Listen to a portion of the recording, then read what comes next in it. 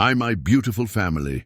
Welcome back to Mr. Peter's Stories. Beloved Father of all creation, with hearts open wide, we come before you as one family, bound together by the love you have poured into our souls. Just as the ocean is vast and embraces every wave, may our love embrace all hearts that gather here. Bless these stories to be vessels of light, healing, and unity. Let every word remind us that love is the greatest gift you have given us, a gift that sees no barriers, only souls longing to connect. May we cherish each other as you cherish us, without condition, without hesitation. Amen. My cherished reading family, I am humbled by the love and warmth you bring to this journey. Every time you share how these stories touch your heart, how they make you cry, laugh, and believe in love again, you remind me why I pour my soul into every word. Your presence here is a blessing, and I hold you all close to my heart. My dear ones, it touches me deeply when I see some of our precious white brothers and sisters stepping away. My heart longs for them to stay because love is not bound by color, it is bound by the heart. Look at the beauty of creation. The sky is breathtaking not because of one shade, but because of the harmony of many. The piano sings not with just black or white keys, but with both playing together. The eagle soars with wings of different colors, yet it rises as one. These stories are born from a heart that sees only the light in every soul. Love does not ask about the shade of a hand before it wipes away tears. It does not pause to question a voice before it whispers words of comfort. Love is the language of the heart, and here in our family every heart matters. If my words have ever caused any hurt, please know it was never my intention. My deepest wish is to bring us closer, to create stories that lift us up and remind us of the beauty we all share. I love you all dearly. Your presence means everything to me. If you believe, as I do, that love is the bridge that unites all hearts, comment below with "I agree." Let's stand together and show the world that love is stronger than anything that tries to divide us. And now, my beautiful family, I am honored to share a new story with you, one crafted with the deepest love and devotion. Get ready for a journey that will remind us why love is, and will always be, the most powerful force in the universe. With all my love and deepest respect, your Mr. Peter. Chapter 1. One reckless night. Thunder crashed against the Manhattan skyline, nature's fury matching Lennon's sailor's inner turmoil as she nursed her third dirty martini at the summit, the most exclusive rooftop bar in the city. 68 stories up, lightning illuminated her tear-stained reflection in the floor-to-ceiling windows. Each flash a bitter reminder of how spectacularly she'd failed today. 6 years of climbing the corporate ladder at Edison Communications, countless nights sacrificing sleep for success, all shattered in 20 devastating minutes. The olive in her glass blurred as she remembered the board meeting. Her hands had trembled as she presented the Reynolds account strategy, her voice faltering under Dane Edison's steely gaze. She'd seen the disappointment crystallize in his storm-gray eyes before he'd even opened his mouth. "Miss Saylor," he'd said, his deep voice cutting through the tension like a blade, "this is completely inadequate. We expected innovation, not mediocrity." The memory made her stomach churn. Or maybe it was the gin. "Another?" she demanded, her manicured nails tapping against the empty glass. The bartender, Marcus, according to his nameplate, hesitated, concern flickering across his features. "I said, make that 2." The deep voice sent electricity racing down her spine, familiar yet somehow different in this dim, storm-charged atmosphere. Dane Edison himself materialized beside her, his usual impeccable appearance slightly disheveled. His charcoal suit jacket was unbuttoned, his blue silk tie loosened, and his dark hair, always so perfectly styled, was slightly mussed, as if he'd been running his fingers through it in frustration. He didn't recognize her. Her brain sluggishly processed this fact as he slid onto the adjacent bar stool. Here was her marketing director, the woman he'd eviscerated in the boardroom just hours earlier, and he didn't even realize it. The lights were low, her makeup was smeared from crying, and she'd let her usually straightened hair return to its natural wild curls. Plus, she suspected he'd been drinking. She could smell the expensive scotch on him, Macallan 25 if she had to guess.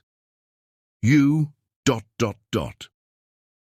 He leaned closer, his eyes narrowing as he studied her face in the dim light.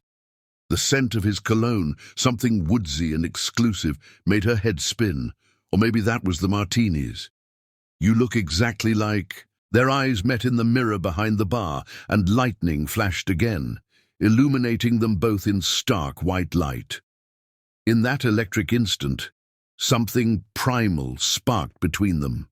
The air grew thick with possibility, with danger, with the kind of tension that preceded either a fight or something far more intimate.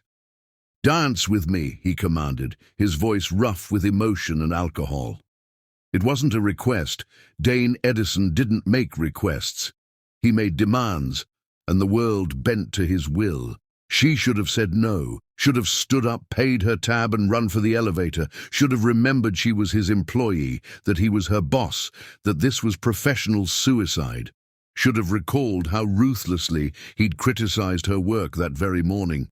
Instead, she let him pull her onto the dance floor as Chris Isaac's Wicked Game began to play, its haunting melody matching the storm's rhythm. His hands branded her waist through the thin material of her black cocktail dress, the one she'd worn to impress the board, now serving a very different purpose. Her fingers found their way into his hair, confirming its softness. They moved together, as if they'd done this 1,000 times before, his thigh pressed between hers, her curves fitting against his hardness like they were carved from the same stone. "Who are you?" he whispered against her neck, his breath hot on her skin. "Nobody," she breathed back, the lie tasting like freedom on her tongue. "A dream. A ghost. Whatever you want me to be." His kiss, when it came, tasted like 30-year-old scotch and destiny. When he pressed her against the wall in a dark corner of the bar, her whole body ignited, nerve endings she didn't even know she had coming alive under his touch. His hands tangled in her curls, and she gasped as he tugged gently, exposing her throat to his hungry mouth. "Come home with me," he growled against her skin, and in that moment she forgot every reason why she shouldn't. Forgot about Monday morning, about professional boundaries, about the fact that she was probably going to be fired anyway after her disastrous presentation. The storm raged on as they stumbled into his waiting car, but they barely noticed. His hands never left her body during the ride to his penthouse, mapping her curves like a man possessed. She knew she was playing with fire, knew she would get burned, but she couldn't bring herself to care. For tonight she wasn't Lennon Saylor, failed marketing director. She was whoever he wanted her to be, and his eyes told her he wanted her desperately. The elevator ride to his penthouse was a blur of heated kisses and wandering hands. He pressed her against the mirrored wall, his reflection watching them with dark, hungry eyes as he hiked up her dress. She should have felt exposed, vulnerable, but instead she felt powerful, desired, alive. Lightning illuminated his massive apartment as they stumbled through the door, but neither of them bothered with lights. In the darkness they were just shapes, just heat and need and desperate touches. He lifted her onto his kitchen island, scattering papers everywhere, and she wrapped her legs around his waist, pulling him closer. "You're intoxicating," he murmured against her collarbone, and she wasn't sure if he was talking to her or to whatever ghost he saw in her features. She didn't care. Tonight wasn't about tomorrow's consequences or yesterday's mistakes. It was about this moment, this man, this storm of desire that threatened to consume them both. His bedroom was a testament to wealth and taste, all clean lines and expensive minimalism, but she barely had time to notice before he was laying her down on silk sheets that probably cost more than her monthly rent. His weight above her felt right, felt inevitable, like every decision in her life had been leading to this moment. "Tell me your name," he demanded between kisses that felt like claiming. "No names," she gasped as his hands found bare skin. "No past, no future, just now." He growled his frustration but didn't argue, too caught up in the moment to press the issue. Outside, thunder crashed and lightning flashed, nature's own fireworks display matching their passion. Rain lashed against the floor-to-ceiling windows, creating shadows that danced across their entwined bodies. Hours later, spent and satisfied, she lay in his arms, knowing she should leave but unable to make herself move. His breathing had evened out into the rhythm of sleep, and she allowed herself one moment to study his face, softened in repose. In sleep he looked younger, the hard lines of authority smoothed away, revealing the man beneath the CEO facade. She shouldn't stay, couldn't stay. When morning came and sobriety returned, he would recognize her, and this beautiful, reckless night would shatter like glass. Better to leave now, to preserve this perfect moment in amber, untouched by reality's harsh light. Carefully she extracted herself from his embrace. He stirred slightly, but didn't wake as she gathered her clothes, dressing quickly in the dark. Her shoes in one hand to avoid clicking on his hardwood floors, she padded toward the bedroom door. A flash of lightning illuminated something on his wall that made her pause. Photos. Dozens of them. But before she could process what she was seeing, darkness fell again, and she forced herself to keep moving. Whatever secrets Dane Edison's bedroom held, they weren't hers to discover. In the kitchen, she found her purse where it had fallen during their earlier passion. Her phone showed 3 missed calls from her best friend Sophie, probably wondering why she'd never shown up for their planned consolation dinner. She'd have to make up some excuse tomorrow. The storm had finally passed as she rode the elevator down to the lobby, leaving behind a city washed clean. Her reflection in the mirrored walls looked thoroughly kissed, thoroughly satisfied, and thoroughly doomed. Tomorrow would bring consequences, but for now she had this. One perfect night, where she'd been exactly who Dane Edison wanted her to be. As she stepped out into the pre-dawn air, a strange feeling of destiny settled over her. Something had shifted in the universe tonight, something fundamental and irreversible. She just didn't know yet if it would turn out to be the best or worst decision of her life. Behind her, in his penthouse 60 stories above the city, Dane Edison slept on, unaware that his mysterious lover was slipping away into the night. Unaware that she was his employee, unaware that Monday morning would bring revelations that would shake both their worlds to the core. And in his sleep, he smiled, dreaming of wild curls and soft curves, and a woman who looked exactly like someone he'd lost long ago. Chapter 2. Shattered Illusions.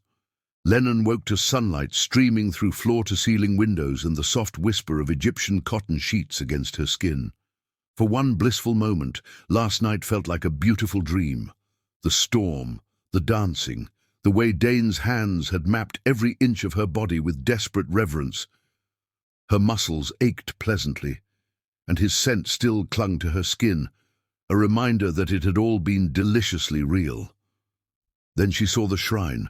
An entire wall of his penthouse bedroom was dedicated to photographs, the morning light illuminating them like stained glass in a cathedral of grief. Her heart stopped as she took in the images, dozens of them, professionally shot and artfully arranged. But it wasn't her face staring back from those frames. Not exactly. Marina. The name floated up from her memory, whispered in office corridors and board meetings. Marina Chen, Dane Edison's fiancée. The resemblance was haunting, almost supernatural in its precision. The same coffee-colored skin, the same wild dark curls that Lennon usually kept straightened, the same full lips that had just hours ago been pressed against Dane's. But Marina's eyes held none of Lennon's fire. They were soft, dreamy, artistic. In every photo, she looked at the camera with gentle serenity, while Lennon's own reflection in the bedroom's mirrored closet doors showed eyes that blazed with passion and ambition. Her gaze traveled from photo to photo, piecing together a life. Marina in a garden, surrounded by flowers. Marina laughing on a beach, her curls wild in the wind. Marina in evening wear, diamonds glittering at her throat as she gazed adoringly at Dane. And there, centered like an altarpiece, Marina in a wedding dress, beaming at the camera during what must have been a bridal fitting. The dress she would never wear down the aisle. "My fiancé." Dane's voice cracked behind her like thin ice, making her jump. He stood in the doorway wearing only low-slung pajama pants, his chest bare and his eyes red-rimmed. The morning light was cruel, highlighting the shadows under his eyes and the slight tremor in his hands. "You look so much like I thought." Horror dawned on his face as clarity returned, alcohol's gentle fog burning away in the harsh light of day. Recognition flickered in his eyes as he really looked at her, really saw her for the first time since the bar. His marketing director, the woman whose career he'd nearly destroyed yesterday morning. "Get out!" His voice turned to ice, each word sharp enough to draw blood. When she didn't move immediately, frozen like a deer in headlights, his volume rose to a roar that made her flinch. "Get out!" Lennon ran. She didn't bother gathering her scattered clothes, just grabbed her dress from where it lay crumpled by the bed and yanked it on as she fled. Her shoes dangled from one hand, her purse clutched in the other like a shield. Behind her she heard something shatter, a frame thrown against a wall, she guessed, followed by a sound that might have been a sob or might have been a scream of rage. The elevator ride down was an eternity of shame and regret. Her reflection mocked her from every mirrored wall, smeared makeup, tangled hair, and a dress that showed every sign of the passionate night that had preceded this walk of shame. The security guard in the lobby pointedly looked away as she hurried past, her bare feet silent on the marble floor. Outside, the morning sun was offensive in its cheerfulness. The storm had washed the city clean, leaving behind a crisp autumn day that seemed to mock her distress. She made it halfway down the block before her legs gave out, and she sank onto a bench, shaking. What had she done? The events of the night played through her mind like a film reel stuck on repeat. The bar, the storm, the way he'd looked at her, not as Lennon Sailor, his employee, but as a ghost made flesh. She'd let him believe she was a stranger, let him project his dead fiancé onto her face, let him... Her stomach lurched, and for a moment she thought she might be sick right there on the sidewalk. How had she not known? The rumors about Marina's death had circulated through the office for months before Lennon was hired, but she'd never seen a photo, never realized. A quick inventory revealed what she'd left behind in her hasty escape: her favorite pair of diamond stud earrings, a college graduation gift from her parents, her dignity, and any hope of salvaging her career at Edison Communications. She'd slept with her boss, her recently bereaved, possibly still drunk boss, under false pretenses. There wasn't enough sexual harassment training in the world to cover this situation. Her phone buzzed in her purse, making her jump. Sophie's name flashed on the screen, along with notifications of 7 missed calls from the night before. Lennon's thumb hovered over the answer button before deciding against it. What would she even say? "Hey, remember how I lost the biggest account of my career yesterday? Well, I followed that up by sleeping with our grieving CEO while letting him believe I was his dead fiancé's doppelganger. How was your night?" A taxi drove by, spraying water from last night's storm onto her bare legs. The cold shock broke through her panic, forcing her to take action. First things first. She needed to get home, shower, and try to wash away the evidence of her catastrophic lapse in judgment. Then she needed to update her resume, because there was no way she still had a job after this. The taxi ride home was a blur of self-recrimination. How could she have been so stupid, so reckless? The martinis were no excuse. She'd known exactly what she was doing when she let him believe she was a stranger. Had some part of her wanted revenge for the humiliation of that morning's meeting? Or had she just been lonely enough, vulnerable enough, to take comfort wherever it was offered, even under false pretenses? Her doorman raised an eyebrow at her appearance, but buzzed her in without comment. Small mercies. In her apartment, she headed straight for the shower, turning the water as hot as she could stand it. Steam filled the bathroom as she scrubbed at her skin, trying to erase the memory of Dane's touch. But she couldn't stop remembering the way he'd looked at her in the bar, like she was water in the desert, the feel of his hands in her hair, on her waist, between her thighs, the sounds he'd made when she'd touched him, desperate and needy, and full of a grief she hadn't understood until she saw that wall of photos. Marina's eyes haunted her, soft, serene, everything Lennon wasn't. No wonder Dane had been so drawn to her last night, with her hair wild and her makeup smeared by tears. She must have looked just like Marina in the dim light, must have stirred some deep recognition in his grieving heart. The water ran cold before she felt clean. Wrapped in her fluffiest robe, she curled up on her couch and opened her laptop. Time to face reality. She had some savings, enough to last a few months if she was careful. She could start sending out resumes today, maybe reach out to some old contacts from business school.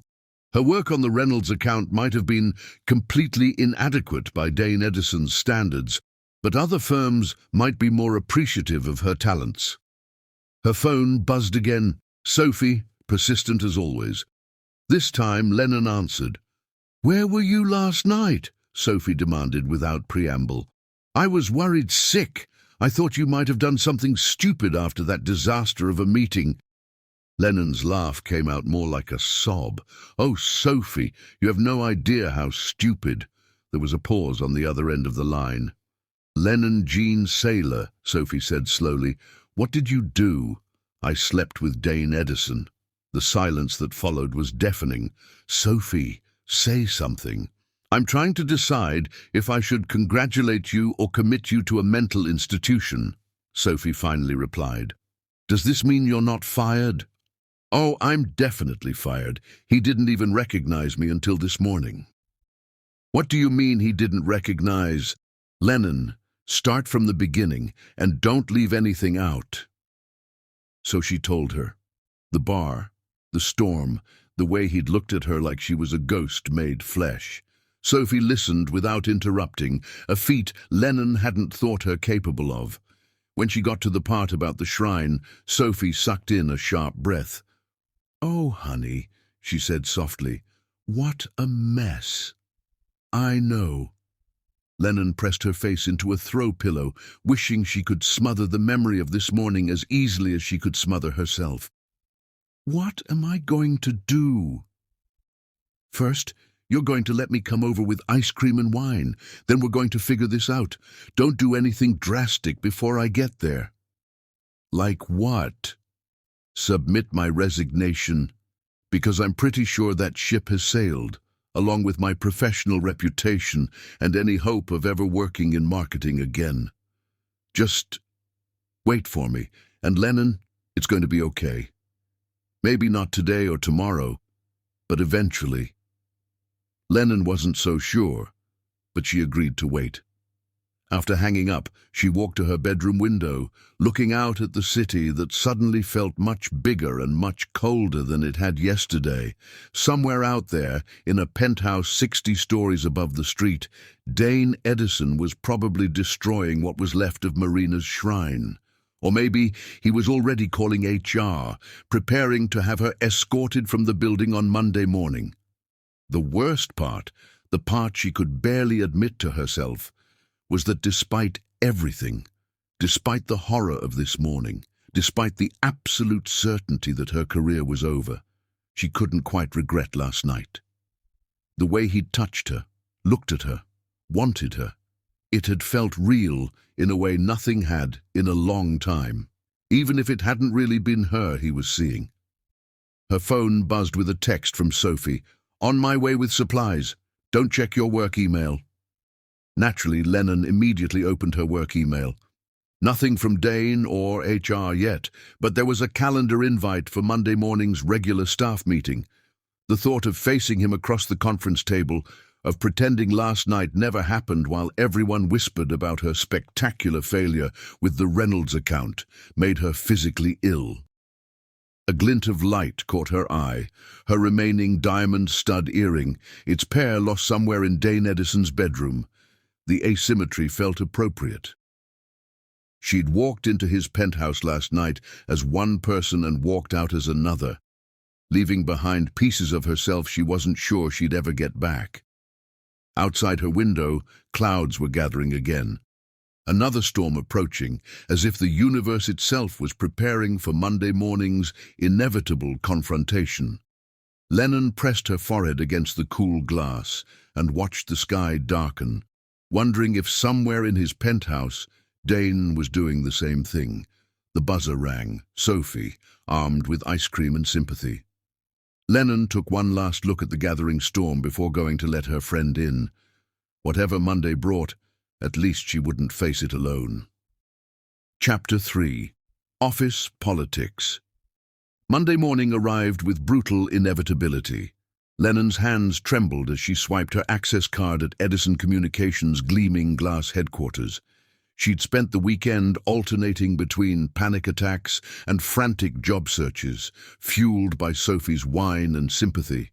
Now, wearing her sharpest black suit like armor, and with her hair pulled back in a severe bun, as different from Marina's wild curls as she could manage, she forced herself to walk through the lobby with her head high.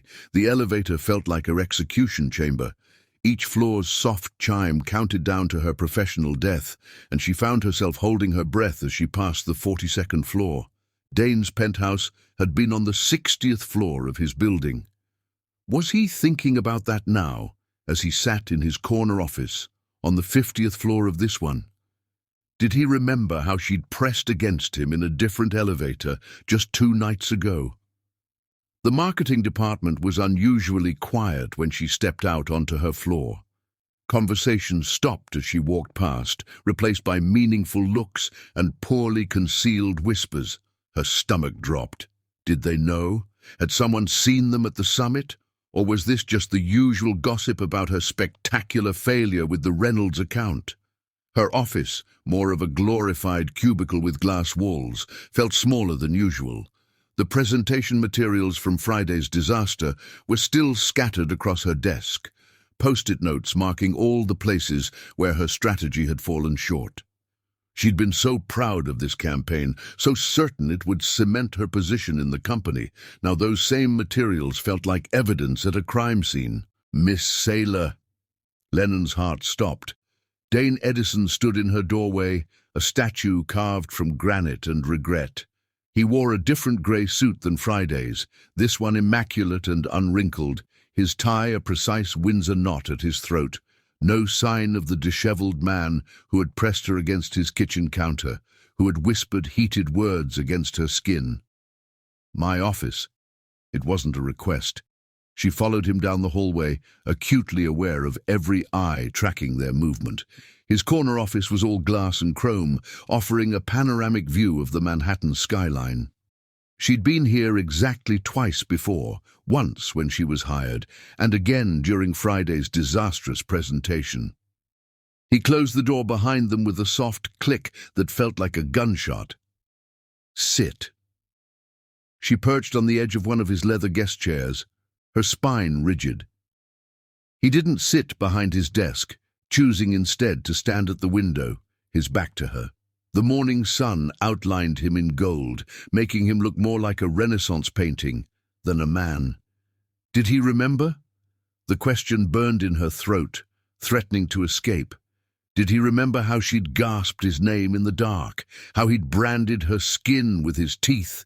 how she'd slipped away in the pre-dawn light, leaving behind an earring like some twisted corporate Cinderella. The Reynolds account. His voice was perfectly controlled, professionally distant, empty. Fix it, you have 2 weeks. Of all the things she'd expected him to say, this wasn't one of them. She'd been prepared for fury, for cold dismissal, for professional humiliation. Not this.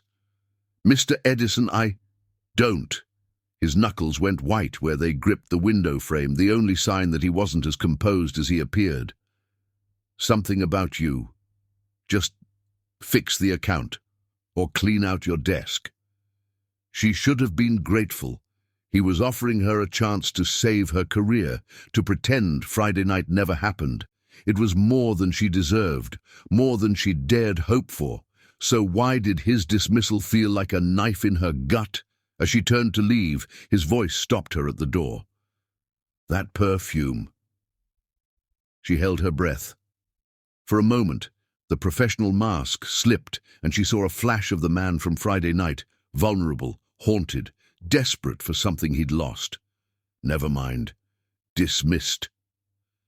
The door closed behind her with a soft click, leaving her standing in the hallway with her heart pounding. Through the glass walls, she watched him sink into his chair and put his head in his hands. The gesture was so human, so at odds with his usual imperial presence, that she had to fight the urge to go back in and... What? Comfort him? Apologize? Confess that she'd known exactly what she was doing when she let him believe she was someone else. Her desk phone was ringing when she returned to her office. Sophie calling from her position in HR 3 floors down. "Well," her friend demanded without preamble, "are you fired?" "No." Lennon sank into her chair, suddenly exhausted. "He wants me to fix the Reynolds account." "That's good? Is it?" "Sophie, he couldn't even look at me. He just stood there at the window like some tragic hero in a gothic novel and pretended Friday night never happened. Maybe that's for the best. Clean slate, fresh start, all that corporate buzzword bullshit we put in harassment training presentations. I let him think I was his dead fiancé." "No," Sophie corrected firmly. "You let a drunk man make assumptions about your appearance in a dark bar. There's a difference. Now, are you going to sit there feeling sorry for yourself, or are you going to prove to everyone, including yourself, that you deserve that director position in the first place?" Lennon's gaze fell on the Reynolds presentation materials. She'd been playing it safe, she realized now. Too worried about offending the board, too concerned with following established patterns. Maybe that's why Dane had called it mediocre, because she'd been too afraid to take real risks. "I have to go," she told Sophie. "I have an account to fix." She spent the rest of the morning rebuilding her strategy from the ground up. By lunch, her office walls were covered in new notes and diagrams, her computer screen filled with research tabs. She barely noticed when her colleagues walked past, whispering behind their hands. Let them talk. She had work to do. The afternoon brought a mandatory department meeting. Lennon took her usual seat at the conference table, deliberately not looking at Dane as he strode in. He ran through the usual updates, quarterly projections, upcoming campaigns, new client acquisitions. If anyone noticed that he never once looked in her direction, they were too professional to mention it. "And finally," he said, as the meeting wound down, "the Reynolds account. Miss Saylor will be presenting a revised strategy in 2 weeks. I expect everyone's full cooperation in providing any resources she needs." The room went silent. Second chances weren't Dane Edison's style, everyone knew that. He was famous for his one-strike policy, for demanding perfection on the first try. Whispers started up again as soon as he left the room. "Did you see them at the summit on Friday?" "I heard she stayed until closing. My friend in security said..." Lennon gathered her materials with steady hands, ignoring the speculation. Let them talk. They had no idea what really happened that night, and she intended to keep it that way. Back in her office, she lost herself in work until the sun set and the city lights came on. Most of her colleagues had gone home, leaving the floor quiet except for the soft hum of her computer. Through the glass walls, she could see light still burning in Dane's office. She should go home, should maintain professional distance, should... A movement caught her eye. Dane stood in his doorway, watching her through the glass walls that separated their offices. For a moment, their eyes met, and the air seemed to crackle with unspoken words. Then he turned away, disappearing back into his office like a ghost. Lennon's hand went to her throat, where a fading mark still lingered beneath her collar. Professional distance. Right. Because that had worked so well on Friday night. Her computer chimed with an email notification from Dane Edison. Subject, Reynolds Account Resources. Her heart pounding, she opened it. Miss Saylor, attached are the complete client files for the Reynolds account, including historical campaign data and market research from the past 5 years. Use them, DEPS. You left something in my apartment, top drawer of my desk. Don't make it awkward. With trembling fingers, she crossed to his office. The door was unlocked, the room dark except for his desk lamp. The top drawer contained a small velvet box. Inside, nestled on black silk, was her missing diamond earring. A note was folded beneath it in strong, masculine handwriting. I'm sorry about Saturday morning. Let's be professional about this. D. Professional. Right.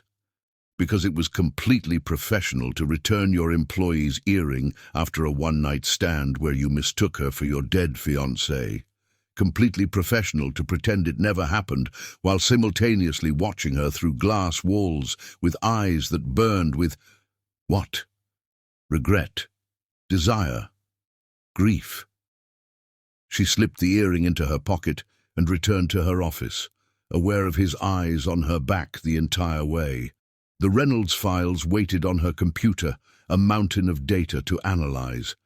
She had 2 weeks to prove herself, to save her career, to show everyone, including Dane Edison, that she was more than just a ghost's reflection. Outside her window, the city sparkled like scattered diamonds. Somewhere out there was the bar where everything had changed. The penthouse where she'd left more than just an earring behind. But that was Friday night, and this was Monday. Time to be professional. She opened the first file and began to read. Chapter 4. Dangerous Games.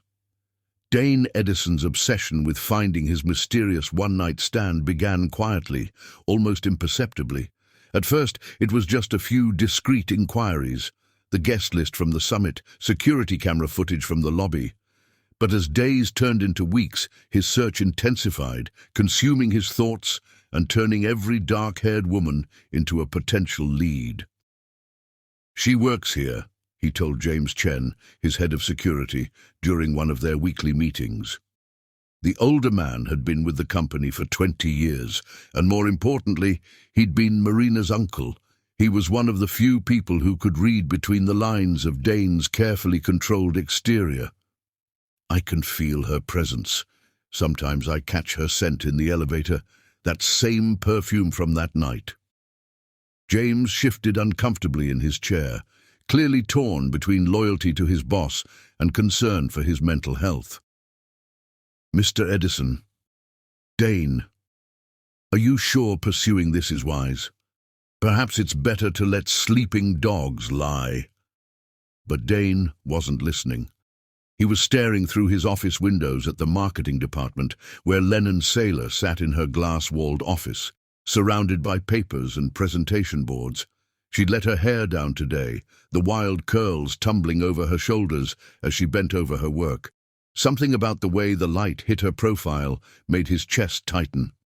Run background checks on all female employees hired in the last year, he ordered, turning back to James. Focus on the marketing and creative departments. She knew too much about the company, about me. She has to be connected somehow.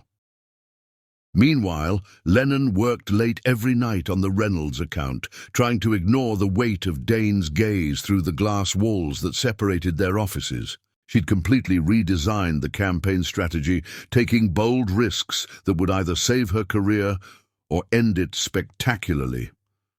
The deadline was approaching, and she couldn't afford distractions, especially not the kind that came with storm-grey eyes and haunted expressions.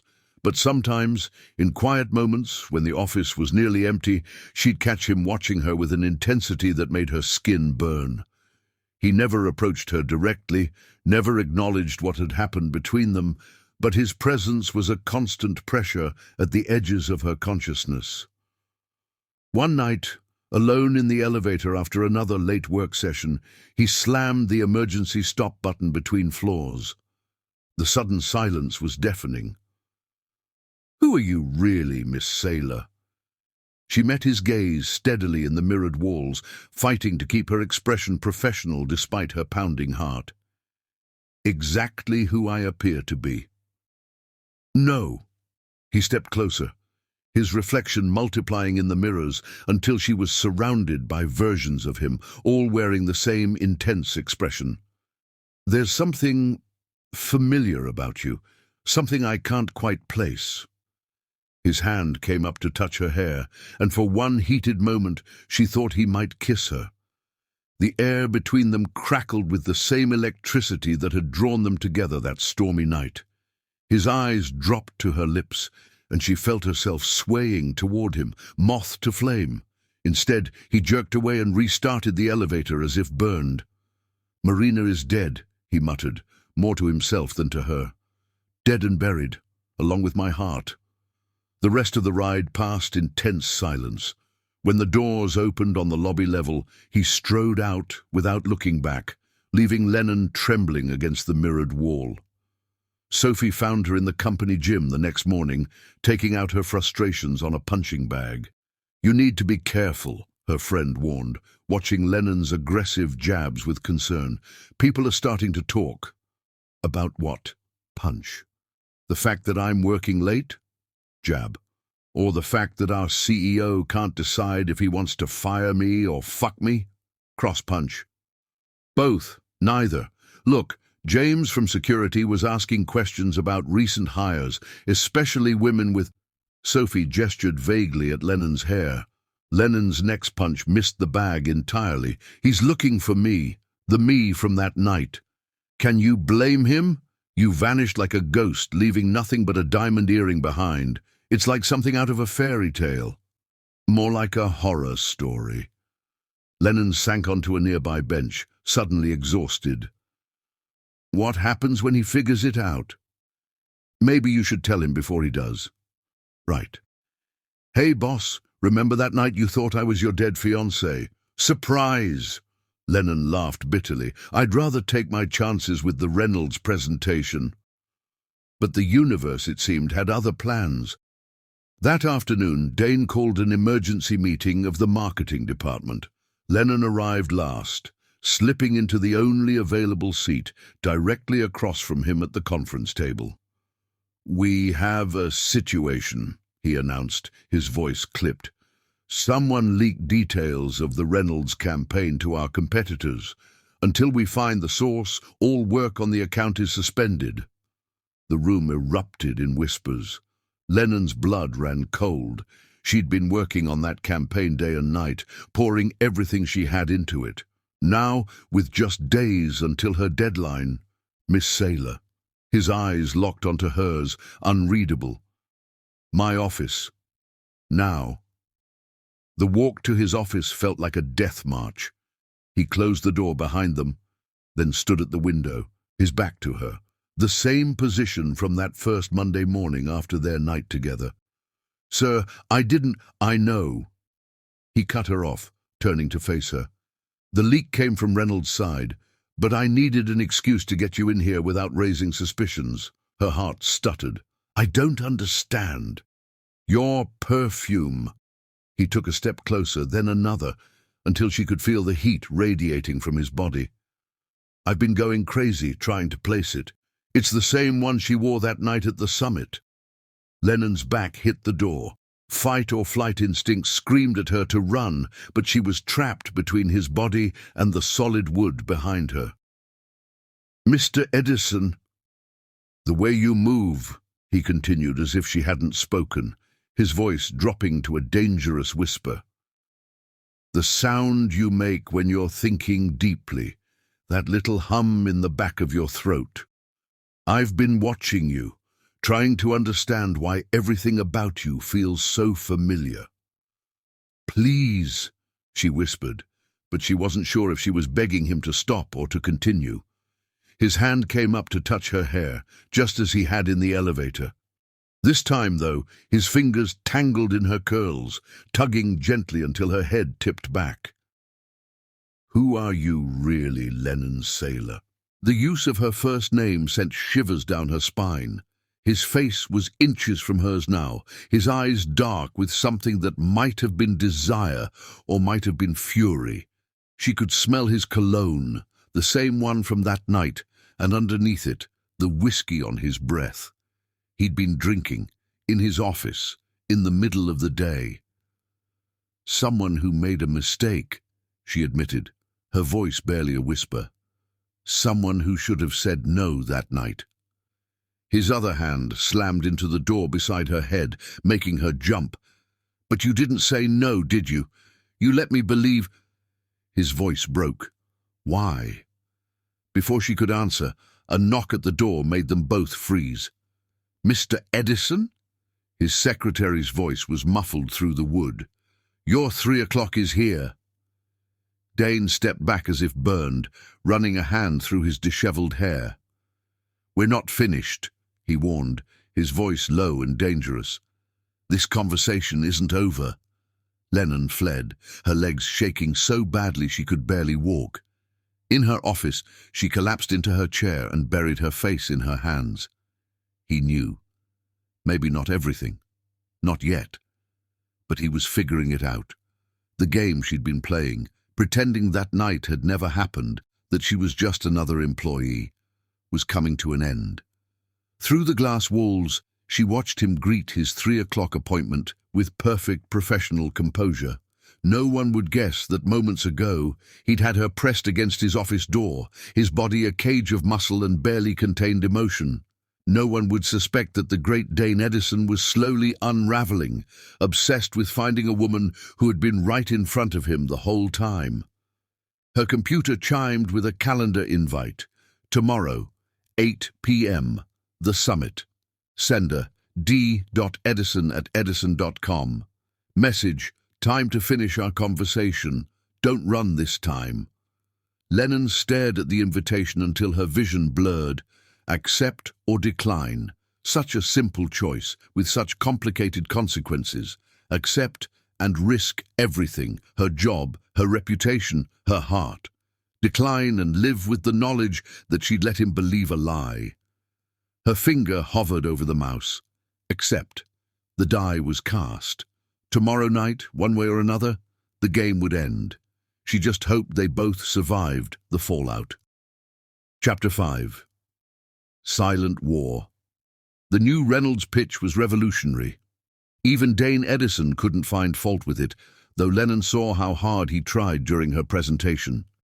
She'd spent 3 weeks rebuilding the campaign from the ground up, channeling all her complicated emotions into creating something bold, innovative, and utterly unlike anything Edison Communications had done before. The conference room fell silent as she finished speaking. Board members exchanged meaningful looks across the mahogany table. Dane sat at the head, his expression unreadable as he studied the mock-up spread before him. The tension stretched like a rubber band about to snap.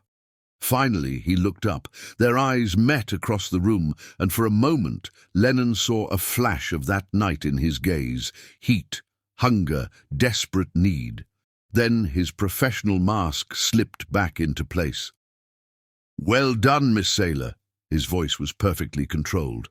"The board will need time to review the full proposal, but I think we can all agree this is a significant improvement over the previous version." Relief made her knees weak. She'd done it. She'd saved her career, proved her worth beyond any physical resemblance to a ghost. As the board members filed out, offering congratulations and compliments, she began gathering her materials with trembling hands. "Dinner," Dane announced suddenly. He still sat at the head of the table, watching her with that same unreadable expression. The whole team, to celebrate Miss Saylor's recovery. The way he hesitated on that last word made her shiver.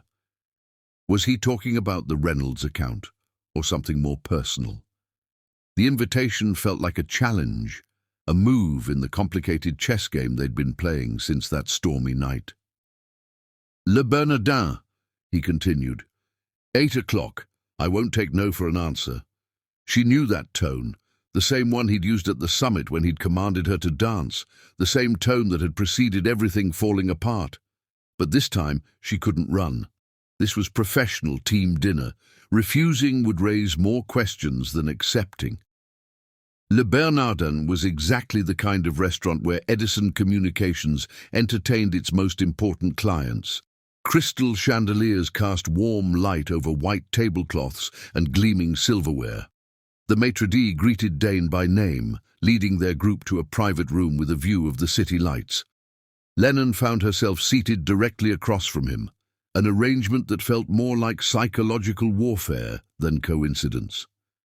Every time she looked up from her plate, she met his eyes, dark and intense in the candlelight. Their legs brushed under the table once, twice, until she was certain it wasn't accidental. Neither moved away. The wine flowed freely, too freely. Lennon watched Dane's glass being refilled for the 4th time and felt a flutter of anxiety in her stomach. The last time she'd seen him drink like this had ended with her fleeing his penthouse at dawn. "A toast," he announced suddenly, rising to his feet. His eyes locked onto hers across the flickering candles, and she felt the rest of the room fade away. To fresh starts, to second chances, to seeing what's been right in front of us all along. The double meaning in his words made her chest tight. Around them, their colleagues raised their glasses, oblivious to the tension crackling between their CEO and the marketing director, who bore an uncanny resemblance to his dead fiancée. Later, outside the restaurant, the spring rain that had threatened all evening finally broke. Their colleagues scattered to waiting cars and taxis, leaving Lennon standing alone under the awning. Dane materialized beside her, shrugging out of his suit jacket. "Here." He draped it over her shoulders before she could protest. The fabric was warm from his body, carrying that same intoxicating scent that had haunted her dreams for weeks. "I can't," she whispered, but made no move to return the jacket. "Can't what?" "Any of this." The rain fell harder, drumming against the awning above them. A taxi pulled up, but Dane waved it away with an imperious gesture. In the warm glow spilling from the restaurant windows, his eyes were almost black with intensity. "What exactly is this, Miss Saylor?" His voice was dangerously soft. A successful presentation, a team dinner, or something else entirely? She could smell the wine on his breath, could see the slight sway in his usually perfect posture. Memories of another rainy night, another moment of alcohol-fueled attraction, made her step back. "I have to go." "Running away again." The bitterness in his voice stopped her. "Like you did that morning." "That's not fair." "Fair?" He laughed, a harsh sound that had nothing to do with amusement. "Was it fair to let me believe you were a stranger, to let me think?" He trailed off, but the name hung unspoken between them. Marina. Always Marina. "I should have told you," she admitted. "But would it have made a difference? Would you have wanted me if you'd known who I really was?" The question seemed to catch him off guard. For a moment, his carefully constructed facade cracked, revealing something raw and vulnerable underneath. Then his walls slammed back into place. "Go home, Miss Saylor. You've had too much wine." She fled into the storm, leaving him staring after her, still wearing his jacket. The rain soaked through her silk blouse, but she barely noticed. Her skin burned where his jacket had touched her, where his eyes had branded her across the dinner table. The taxi ride home was a blur of neon lights reflected in rain-slick streets. In her apartment, she hung his jacket in her closet, telling herself she'd return it tomorrow. But as she started to close the door, something fell from the pocket, a small, worn photograph. Marina smiled up from the glossy paper, wild curls framing her face as she laughed at something beyond the camera's frame. On the back, in Dane's strong handwriting, "The day I knew I loved her." The day everything changed. The date was exactly 1 year before their night at the summit.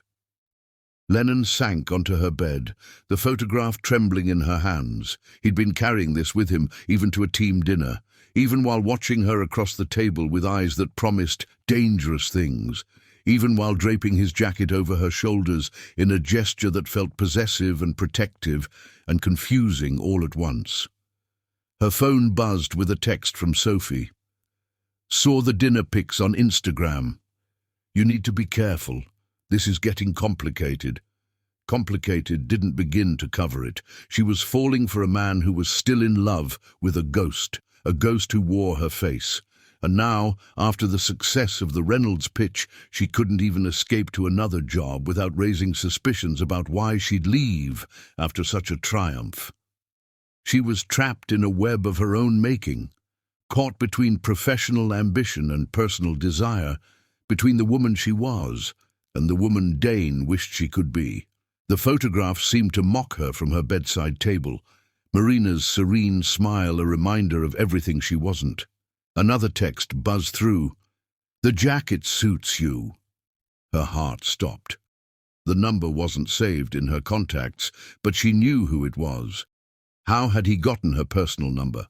How had he seen? A second text answered her unspoken question. "Security cameras in the lobby. You should be more careful about what you take from my pockets, Miss Saylor." She stared at her phone until the screen went dark, then light again with another message. "We need to talk. Properly this time. No more running." The cursor blinked in the empty reply field. What could she possibly say? "Sorry I look like your dead fiancé. Sorry I let you believe I was someone else.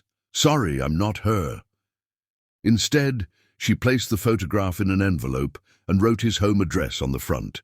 Tomorrow, she'd mail it back along with his jacket.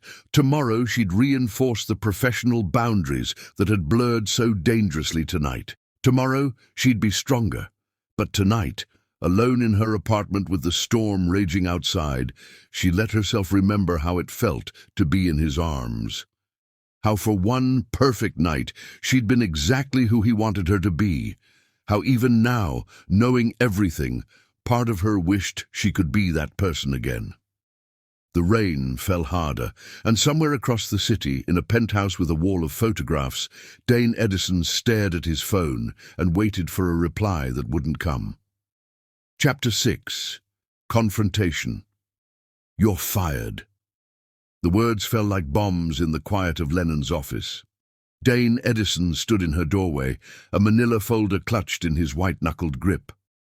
Early morning sunlight streamed through the glass walls, turning him into a dark silhouette rimmed in gold.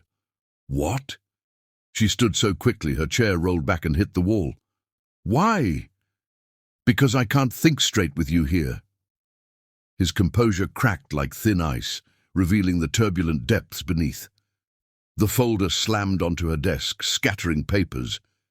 "Because every time I see you, I remember that night at the bar, because you remind me of—" He stopped abruptly, staring at her as if seeing her for the first time, really seeing her. Lennon's blood turned to ice as understanding dawned in his eyes. She'd worn her hair natural today, too rushed after a late night working to straighten it. Her makeup was minimal, letting her natural features shine through, features that in this light were hauntingly familiar. "That perfume," he whispered, taking a step closer. His eyes darkened with recognition. That night. She ran. Fight or flight instincts took over, and she chose flight, bolting past him into the hallway. Behind her, she heard him curse, then the sound of expensive shoes on marble as he gave chase. The elevator would be too slow. She hit the stairwell door at full speed, taking the steps 2 at a time. Her heels echoed in the concrete chamber, betraying her location. Above her, another door slammed. He was following. "Stop running!" His voice bounced off the walls, multiplying until it seemed to come from everywhere at once. 10 floors down, 15. Her legs burned, but fear and adrenaline kept her moving. "You don't understand. Then make me understand." Their shouts echoed through the stairwell, a twisted duet of accusation and desperation. At the 25th floor, a stitch in her side forced her to slow. The door above her crashed open, and she heard him taking the stairs 3 at a time, closing the distance between them. She burst out onto the 24th floor, marketing's backup storage room, filled with old campaign materials and forgotten presentations. Rows of filing cabinets created a maze of metal and shadow. She ducked behind a tall shelf, trying to control her ragged breathing. The stairwell door opened slowly. His footsteps were measured now, deliberate, a predator stalking its prey. "It was you." His voice broke on the last word, the sound bouncing off filing cabinets and making her jump. "At the bar, in my bed, it was you. Nowhere left to run, nowhere left to hide." "Yes." His laugh was bitter, cutting through the dim light like a blade. "Did you plan it? Seduce the grieving CEO? Was this some elaborate scheme to save your job after the Reynolds disaster?" "No." The denial burst from her with such force that it gave away her location. She heard him moving between the shelves, getting closer. "I was drunk, heartbroken about the account. You let me believe. You wanted to believe." She stepped out from behind the cabinet, facing him at last. In the dim light filtering through dusty windows, his eyes were almost black with emotion. "You saw what you wanted to see." He slammed his hand against the metal shelf beside her head, making the whole unit rattle. The sound echoed through the empty room like a gunshot. "I saw you!" The kiss was violent, desperate, inevitable. His mouth crashed into hers with none of the gentleness from that first night, all teeth and tongue and suppressed rage. She tasted his anger, his grief, his need. When they broke apart, both were crying. "I can't be her," Lennon whispered, her voice raw. Her lips felt bruised, her body electric where he pressed against her. "I don't want you to be." But his eyes said something different as they traced her features, cataloguing all the ways she matched Marina's ghost. His hands were still braced on either side of her head, caging her against the filing cabinet. She could feel the heat radiating from his body, could smell that intoxicating combination of cologne and skin that had haunted her dreams for weeks. "Then what do you want?" She forced herself to meet his gaze, to face whatever truth she found there. "I want ... He pressed his forehead against hers, his breath ragged. "I want to understand why. Why you let me believe you were a stranger, why you ran, why every time I close my eyes I see your face instead of hers." "I didn't mean to," she whispered. "That night when you looked at me like I was everything you'd ever wanted. I knew it wasn't really me you were seeing, but I wanted it to be. Just for one night I wanted to be that person." "And now?" His fingers traced her jaw, tilting her face up to his. "Who are you now, Lennon Saylor?" The use of her full name sent shivers down her spine. "I'm just me. Take it or leave it." He kissed her again, softer this time but no less desperate. His hands tangled in her hair, and she gasped as he tugged gently, angling her head to deepen the kiss. Her fingers clutched at his shirt, wrinkling the expensive fabric. "I should hate you," he murmured against her lips, "should fire you, should never want to see your face again." "Then do it." She pushed at his chest, creating space between them. Fire me. Let me go. We both know this can't end well. Can't it? His eyes searched hers, looking for something. Permission, understanding, absolution.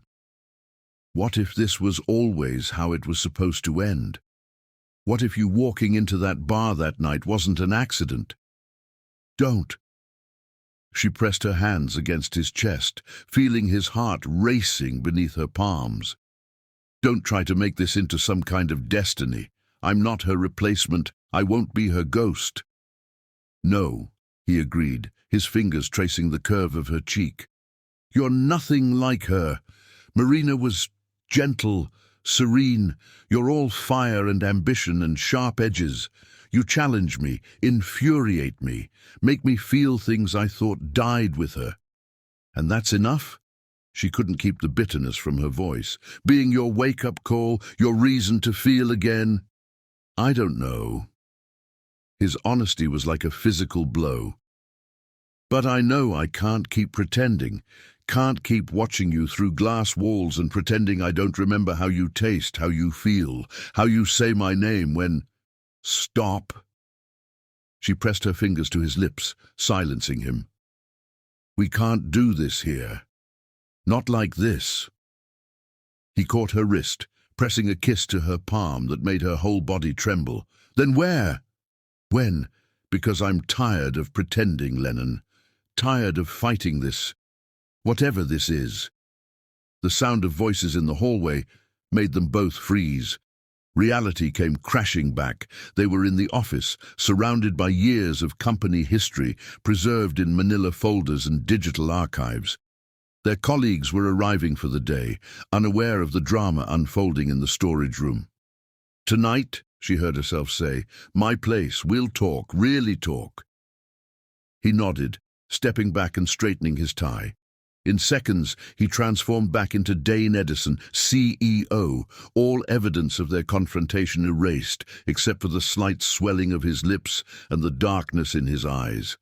8 o'clock, he said, his voice steady. Don't run this time. She watched him walk away, his expensive shoes clicking on the marble floor.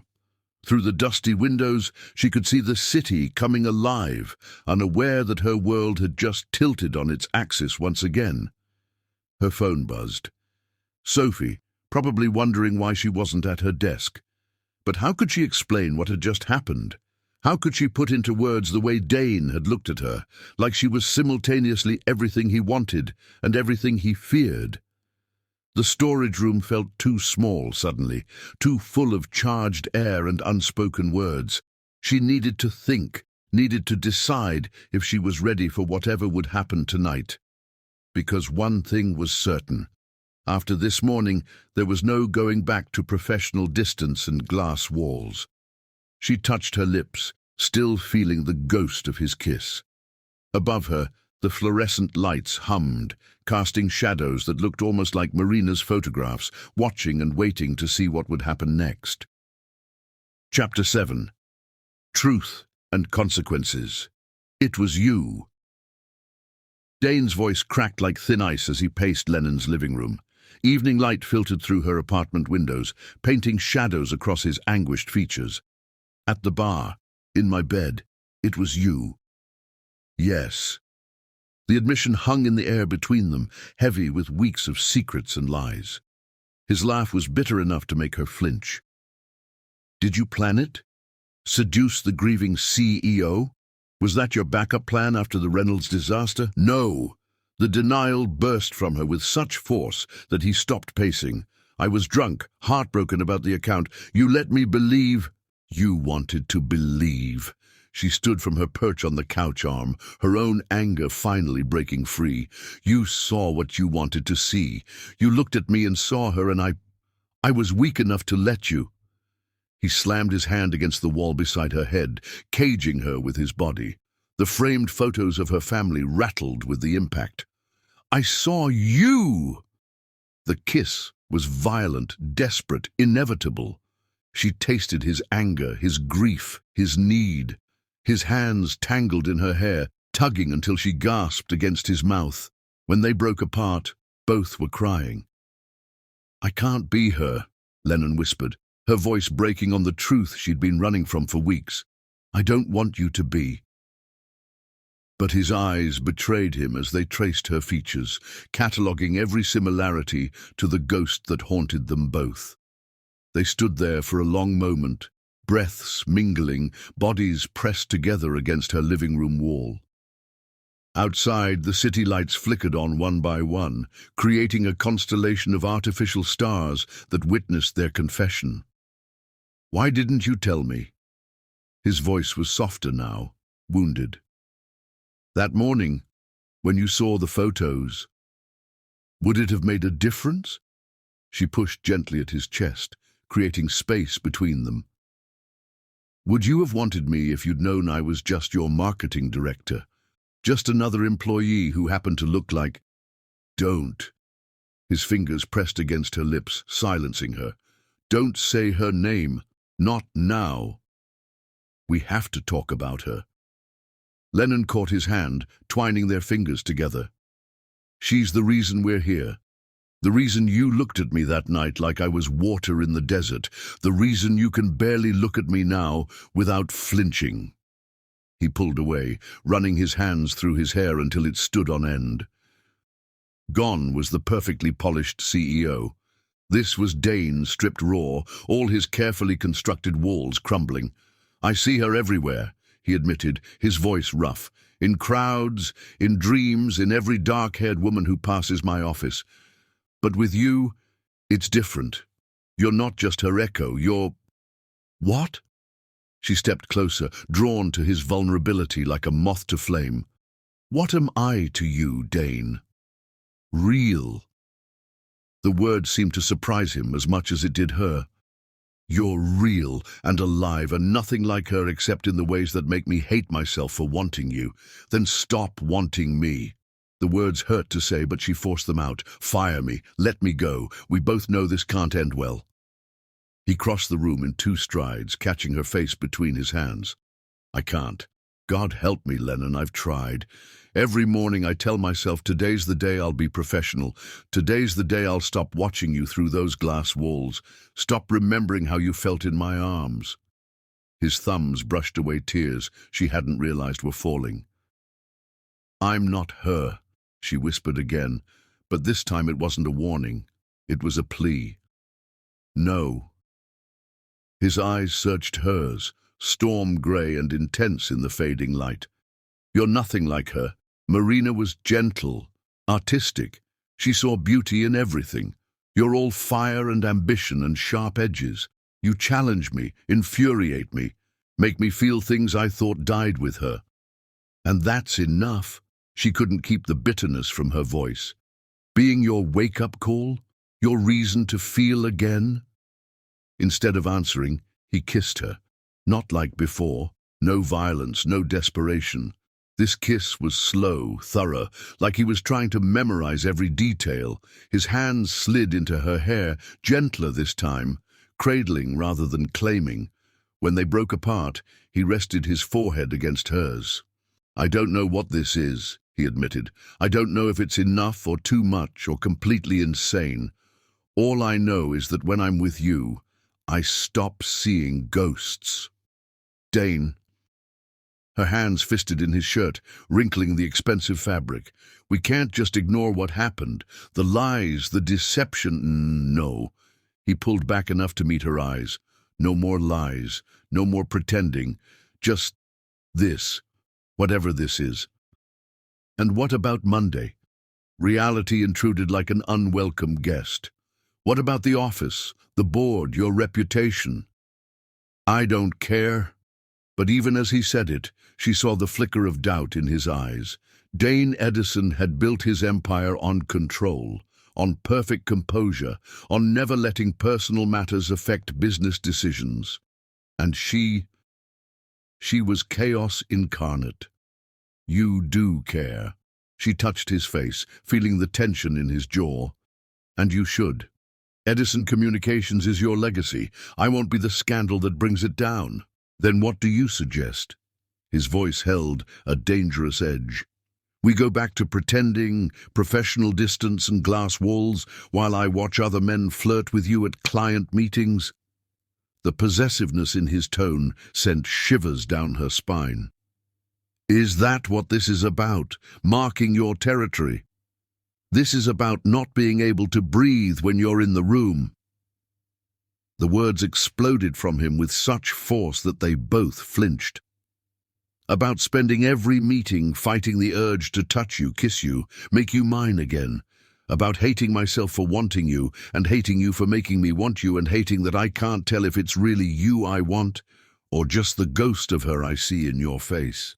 The truth hung between them like shattered glass, beautiful and dangerous and impossible to ignore. Lennon felt tears sliding down her cheeks again, but this time she didn't try to hide them. "I can't compete with a ghost," she whispered, "and I won't try to replace her. I'm not asking you to." He caught her hands, pressing them against his chest where his heart thundered beneath her palms.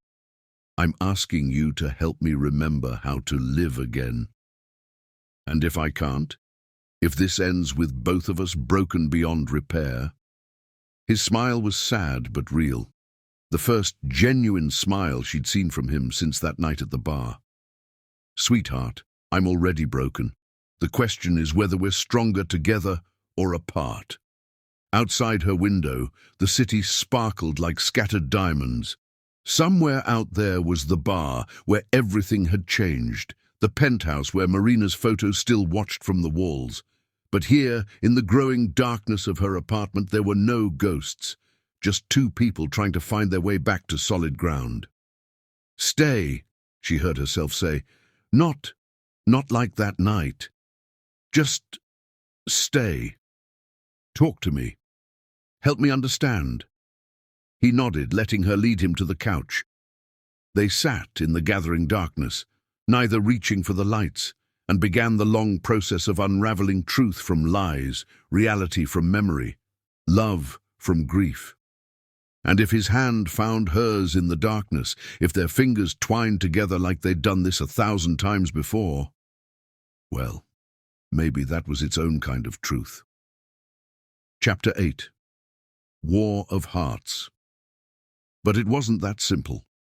Nothing ever was when it came to matters of the heart, especially hearts as complicated as theirs. The board demanded her resignation when rumors of their relationship began to circulate. Whispers followed them through the corridors of Edison Communications, whispers about inappropriate relationships, about grief and manipulation, about a CEO losing his grip on reality. Dane fought for her, publicly, professionally, with all the considerable power at his disposal. He shut down the rumors with icy precision, threatened lawsuits against anyone who dared question her qualifications, defended her work on the Reynolds account with a ferocity that would have been impressive if it wasn't so terrifying. But privately, "I don't know how to trust you," he admitted late one night in his office. The city sparkled beyond his windows, a tapestry of lights that seemed to mock their darkness. He stood with his back to her, silhouetted against the skyline, a tumbler of scotch untouched in his hand. "Then don't." Lennon's voice was steady, despite the trembling in her hands. "Trust yourself. What do you feel when you look at me now?" "Everything." He turned to face her, his eyes dark with emotions she couldn't name. "Nothing. I can't." The space between them felt like an ocean, though it was only a few feet of expensive carpet. She'd been avoiding being alone with him since that night in her apartment, since they'd talked until dawn about Marina, about guilt, about the fine line between memory and obsession. She turned to leave, unable to bear the weight of his gaze any longer. The door handle was cold under her palm, grounding her in reality when everything else felt like a dream or nightmare. Lennon. Her name on his lips stopped her like a physical touch. Stay. One word, 2 syllables, a universe of meaning. She let her hand fall from the door, but didn't turn around. Why? Because when you leave, The ghosts come back. The confession hung in the air between them, heavy with implications. Slowly, she turned to face him. He'd moved closer, close enough that she could smell his cologne. Different from the one he'd worn that first night, she noticed. He'd been making small changes like that, subtle attempts to separate himself from the man he'd been with Marina. "I can't fight them for you," she said softly. "Your ghosts are your own." "I know." He reached for her, his fingers brushing her cheek with aching gentleness. "But when you're here, they're quieter." She leaned into his touch despite herself. The board. Fuck the board. The vehemence in his voice made her jump. "They don't understand. They see numbers, liability, potential scandal. They don't see—" "What?" She caught his hand, pressing it more firmly against her cheek. "What do they not see, Dane? How you've brought color back into my world." His other hand came up, framing her face. "How for the first time since she died, I can breathe without feeling like I'm drowning. How every morning I wake up terrified that this has all been a dream, that I'll come to the office and find your desk empty. I'm not going anywhere." The promise slipped out before she could stop it. "Unless you tell me to." His kiss was gentle this time, nothing like the desperate clashes they'd shared before. His lips moved over hers like he was discovering her for the first time, memorizing every detail. When they broke apart, his eyes were suspiciously bright.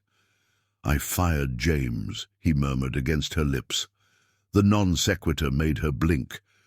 "Your head of security, Marina's uncle. Why?" "Because he was the one spreading the rumors, trying to protect Marina's memory," he said, "as if tarnishing you somehow honored her." His jaw clenched, as if she would have wanted any of this. "He was grieving too," Lennon reminded him gently. "You're not the only one who lost her." "No."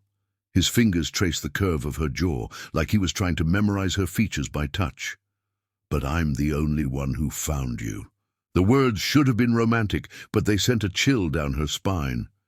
"Dane, you haven't found me. You've known me all along. As your employee, your marketing director. The woman who failed spectacularly with the Reynolds account and then succeeded even more spectacularly. That's who I am. Not some mysterious stranger from a bar. Not Marina's ghost made flesh. Just me." He stepped back, running a hand through his hair until it stood on end. The gesture was so human, so unlike his usual controlled demeanor, that it made her heart ache. "I know who you are," he said finally. "That's what terrifies me. Because the woman I met that night at the bar, she was safe, a fantasy, a dream I could wake up from. But you're real. Complicated. Brilliant and infuriating and absolutely nothing like what I should want. But you do want me." It wasn't a question. "God help me, yes." He moved to the window again, staring out at the city lights. "More than I've wanted anything since her." The ghost of Marina seemed to hover between them, as tangible as the desk that separated them. Lennon could almost see her reflection in the window glass, superimposed over their own. "Earlier today," she said carefully, "in the board meeting, when you defended my work on the Reynolds account, was that about me, or about proving something to yourself?" He was quiet for so long she thought he might not answer. When he finally spoke, his voice was raw with honesty. "Both. Neither. I don't know anymore.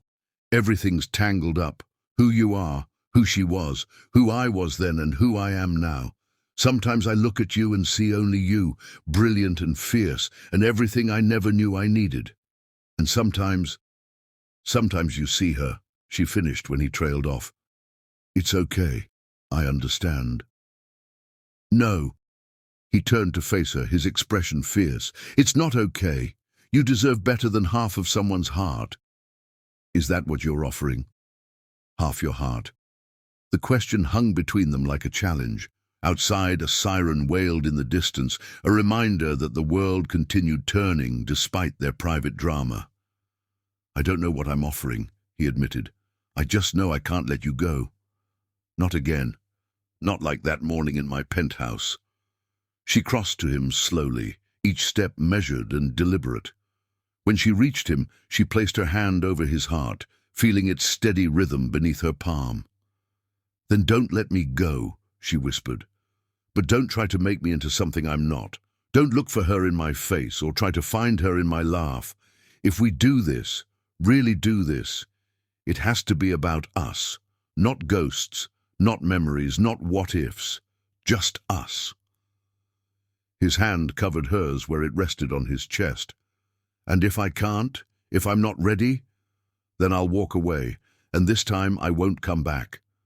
The ultimatum wasn't meant to be cruel, but she saw him flinch as if she'd struck him.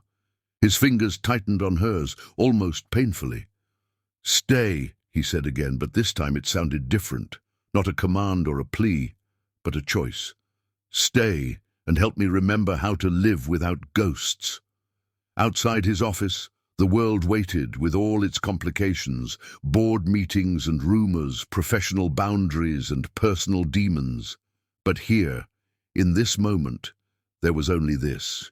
His heartbeat under her hand, his eyes fixed on hers with desperate hope, and the possibility of something real growing in the space between memory and desire. "Okay," she whispered. "I'll stay." Chapter 9. Breaking Point. A rival firm leaked photos of their night together at the summit.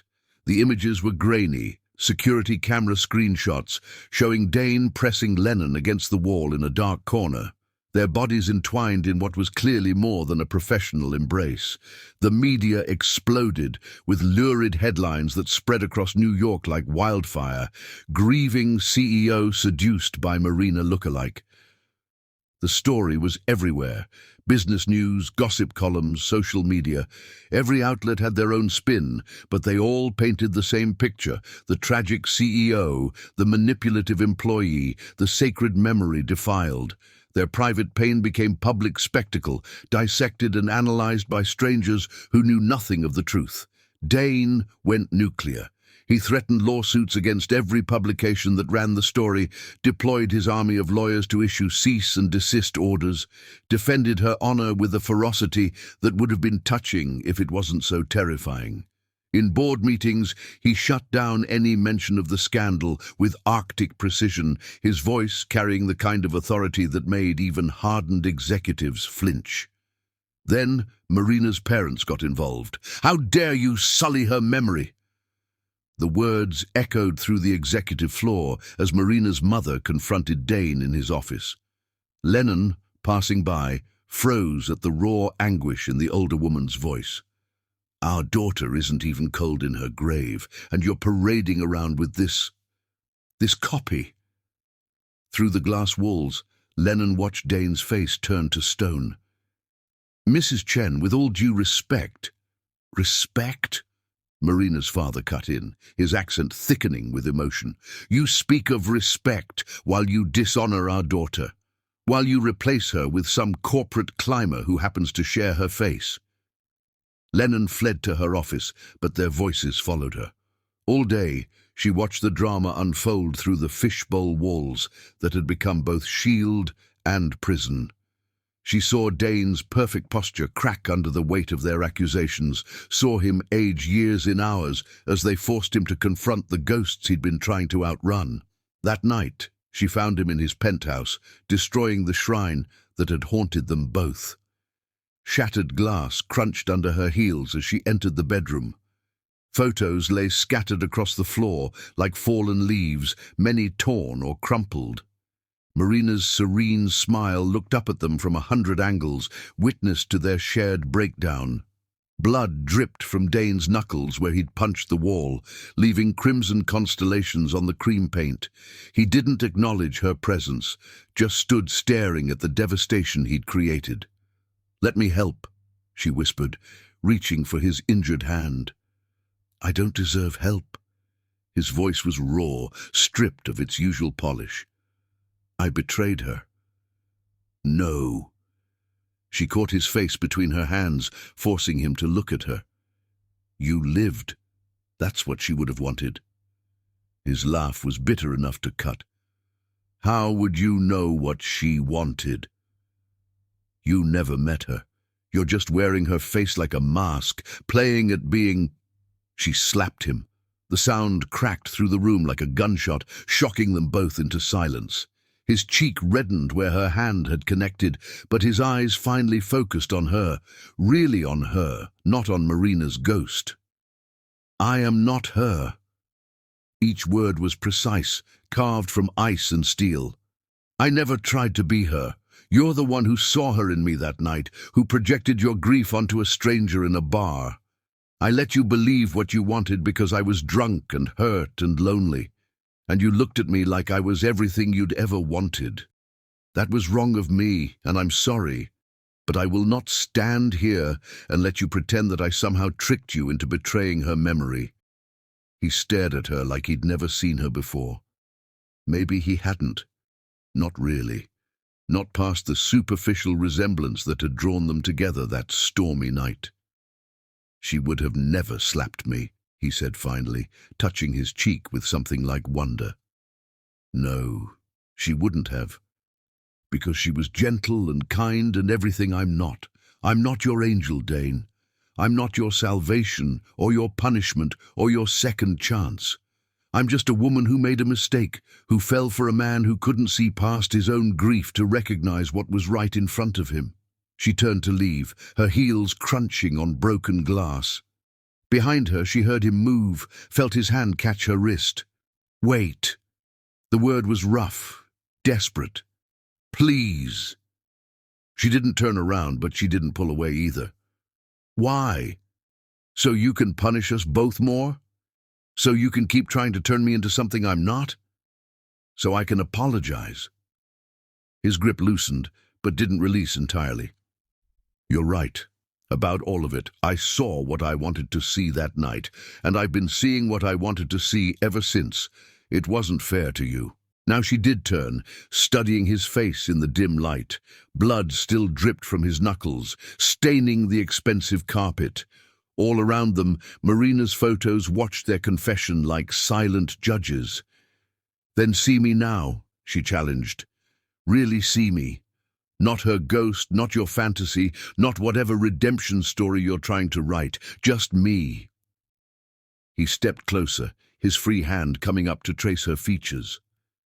This time, though, it felt different, like he was discovering her for the first time, rather than comparing her to a memory. I see you, he whispered. God help me. I see you. And what do you see?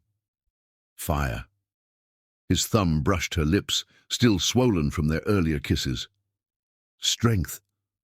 A woman who doesn't need saving or protecting, who challenges me, fights me, makes me remember what it feels like to want something real instead of chasing ghosts. Is that enough? She had to ask. Had to know if they were just trading one fantasy for another. Instead of answering, he kissed her, not like before. No desperation, no grief, no ghosts between them. This kiss tasted like truth, like acceptance, like the beginning of something real. When they broke apart, both were crying. Around them, Marina's photos seemed less accusing now, more like witnesses to a transformation neither of them had seen coming. Help me clean this up, he said quietly. Not just the glass, all of it. Help me learn how to remember her without letting her ghost destroy what's right in front of me. Together they began gathering the scattered photos. Some they saved, carefully placing them in a box to be stored away. Others, too damaged to salvage, they let go. With each piece they picked up, each memory they sorted through, something shifted between them, something fragile and new, growing in the space where grief had lived. Outside, the city lights sparkled like the broken glass beneath their feet. Somewhere out there, Marina's parents were probably planning their next move. The media was crafting new headlines, and the board was discussing damage control. But here, in this room where everything had started and ended and started again, none of that mattered. They had finally reached their breaking point, and somehow, impossibly, they were still standing. Chapter 10. Healing Hearts. They rebuilt slowly. Professional distance at work became their shield against prying eyes and whispered rumors. Glass walls that had once imprisoned them now protected the fragile thing growing between them. During the day, they were Mr. Edison and Miss Saylor, CEO and marketing director, nothing more than colleagues working to maintain Edison Communications' sterling reputation. But in the evenings, away from fluorescent lights and corporate politics, they began to really know each other. Private dinners in out-of-the-way restaurants where they could talk without performing for an audience. Long walks through Central Park where Dane told her about Marina. Not the saint everyone had made her out to be after her death, but the real woman with quirks and flaws and a laugh that could light up a room. "She used to burn everything she tried to cook," he said one night, as they sat on his balcony watching the sunset. "Literally everything. Even microwave popcorn. The fire department knew us by name." Lennon laughed, surprised by the lightness in his voice. It was the first time he'd spoken about Marina without that edge of grief that usually colored his memories. "I'm not much better," she admitted. "I survive on takeout and protein bars. The most complicated thing I can make is coffee." "I know." His smile was soft, genuine. "I've seen your desk drawer stash. 4 different kinds of energy bars and enough caffeine to power a small country." "You've been snooping in my desk." "Market research." He pulled her closer, his chest warm against her back as they watched the city lights come alive. Getting to know the real Lennon Saylor, one protein bar flavor at a time. She tilted her head back to study his face in the fading light. "And what have you learned?" "That you're nothing like what I expected." His fingers traced lazy patterns on her arm. "You're ambitious, but not ruthless. Strong, but not hard. You keep chocolate-covered espresso beans in your bottom drawer for emergencies, and you cry at pet adoption commercials when you think no one's watching." "I do not." "I saw you last week, during the lunch break. That commercial with the 3-legged dog." She elbowed him gently. "Stalker. Observer." He pressed a kiss to her temple. "I'm trying to see you clearly now. No ghosts, no projections, no fantasies, just you." The words warmed her more than the spring evening. They'd come so far from that first night, from mistaken identities and desperate grief. But there were still moments when she caught him looking at old photos, still days when the weight of memory pressed too heavily on them both. "Tell me about the accident," she said quietly. It was the one topic they'd never fully discussed, the tragedy that had set their whole story in motion. She felt him tense behind her, but didn't retreat. This was part of healing too, facing the hard truths, the painful memories, the moments that had shaped them both. "It was raining," he began, his voice distant. "Like that night at the summit. She was driving home from her studio. She taught art to kindergartners. Did I ever tell you that? She could make anything beautiful, even finger paintings by 5-year-olds. His arms tightened around her as he continued. "The other driver was drunk. Ran a red light. They said she died instantly, that she didn't suffer. As if that was supposed to make it better somehow." Lennon turned in his embrace, pressing her forehead to his chest where his heart beat steady and strong. "It wasn't your fault. I know that now. But for a long time, I was supposed to pick her up that night, had a late meeting, asked her to drive herself. If I'd just stop." She caught his face between her hands, forcing him to meet her eyes. "You can't live in what-ifs. Trust me, I've tried. After my father died, I spent months torturing myself with maybes and should-haves. It doesn't bring them back. It just stops us from living." Something shifted in his expression, recognition, understanding, a shared pain that needed no explanation. You never told me about your father. You never asked. She smiled to soften the words. You were too busy seeing Marina's ghost to notice Lennon's scars. He flinched, but didn't look away. Tell me now, please. So she did. Told him about the heart attack that had taken her father too young, about the scholarship that had put her through business school, about the drive to succeed that came from wanting to make him proud. As she spoke, she felt something unlock between them, a new level of intimacy that had nothing to do with physical attraction or shared grief. I love you, she said when she finished, the words slipping out before she could stop them. Not because of her, because of you, because of who we are together, scars and all.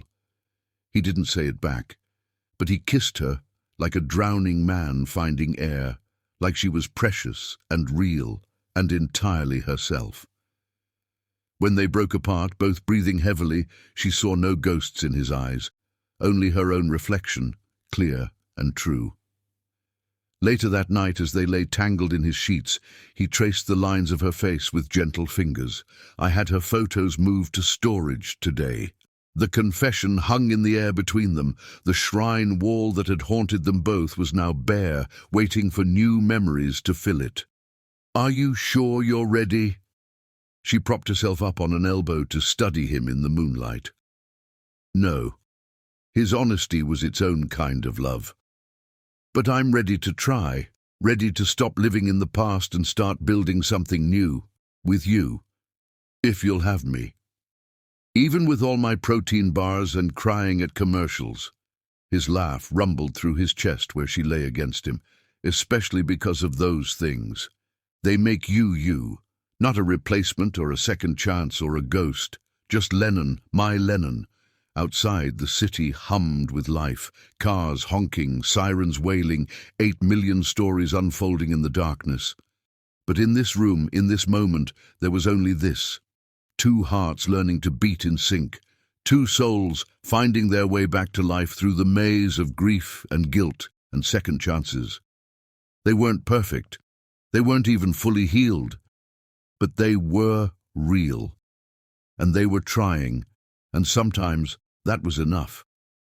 She fell asleep in his arms, dreaming not of ghosts, but of tomorrows. Chapter 11. Final battle. Marina's parents threatened to pull their company's massive account unless Lennon left Edison Communications. The ultimatum came during a tense board meeting, delivered with the kind of quiet dignity that made it even more devastating. Chen Global represents 15% of our annual revenue, George Chen reminded the board, his voice steady despite the emotion clearly simmering beneath the surface. We've been with Edison Communications since before my daughter met Dane, but we will not continue to do business with a company that shows such disrespect for her memory. The boardroom fell silent. 15%. In the corporate world, those numbers meant everything.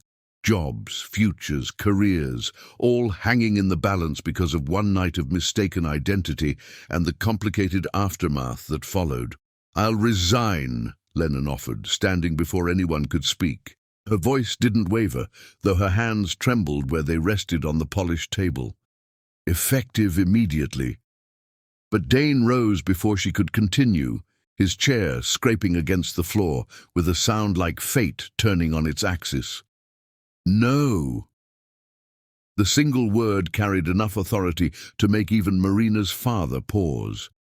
Dane moved to stand beside Lennon, close enough that she could feel the heat radiating from his body, but not quite touching, still maintaining that careful professional distance they'd cultivated. Mr. Chen, he began, his voice carrying that same quiet dignity that had made George's threat so effective. I loved your daughter. Part of me always will. She was light and laughter and everything good in this world. But Lennon, he paused, seeming to gather his thoughts. The entire board held its breath, watching this drama unfold in the same room where countless business deals had been made and broken. Lennon taught me how to live again, he continued finally. Not by replacing Marina, not by being her ghost, but by being exactly who she is. Brilliant, challenging, completely her own person. She took a failing account and turned it into our most successful campaign of the year. She faced public scrutiny and private pain with grace I can only admire. And yes, we met under complicated circumstances, but I'm done apologizing for finding happiness again. Mrs. Chen made a soft sound of distress, but her husband held up a hand to silence her. "You speak of happiness," he said, his accent thickening with emotion. "What about Marina's happiness? What about her dreams, her plans, her future, all destroyed in an instant? Marina's dead." The words fell like bombs in the quiet room. Dane's voice cracked but didn't break. "She's dead, and no amount of punishment or penance will bring her back. Do you think this is what she would have wanted, for all of us to stop living because she did? You dare presume to know what our daughter would have wanted." Mrs. Chen's composure finally broke. "You, who replaced her so quickly with this copy. I'm not her copy." Lennon spoke quietly but firmly, drawing every eye in the room. "I never tried to be. Yes, I look like her, a cosmic coincidence that brought me into Dane's orbit. But I'm not gentle or artistic or serene. I'm ambitious and complicated and sometimes difficult. I cry at commercials but negotiate like a shark. I can't cook to save my life, and I drink too much coffee, and I'm not trying to replace anyone. I'm just trying to love a man who's finally learning to live again." The confession hung in the air, too honest for this room of corporate politics and power plays. Mrs. Chen's hands trembled where they clutched her designer handbag. Her husband's face was a mask of conflicting emotions. "Love?" His voice was bitter. "You speak of love when you built your relationship on lies, on a night of mistaken identity?" "No." Dane's hand found Lennon's under the table, their fingers twining together out of sight. "We built our relationship on truth, hard, painful, complicated truth.